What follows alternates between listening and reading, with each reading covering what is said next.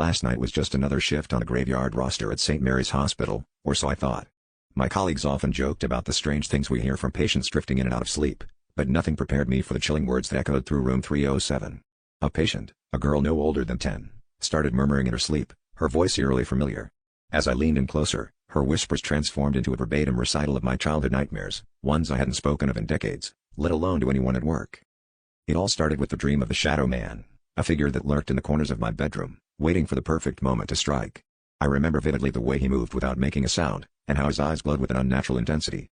The girl's recounting was so precise that it felt like she was pulling the words directly from my own memories. As her voice gained clarity, I was transported back to those terror-filled nights, feeling the same oppressive fear I thought I'd long buried. As the night wore on, I couldn't shake the feeling that something was deeply wrong. I began digging through her medical files for some connection, some explanation. What I found instead was a note from her previous hospital, detailing the same phenomenon, her recounting nightmares that eerily matched those of the night staff. This wasn't an isolated incident, it was as if she was a conduit for our deepest fears, an unwitting medium tapping into the darkest corners of our minds. Just before dawn, I returned to her room, driven by an inexplicable urge to confront whatever was happening. She lay quietly, her breathing steady, and a strange calm settled over the room. But as I turned to leave, her eyes snapped open, locking onto mine. "He's coming for you next," she whispered, her voice now her own yet laced with an unsettling certainty.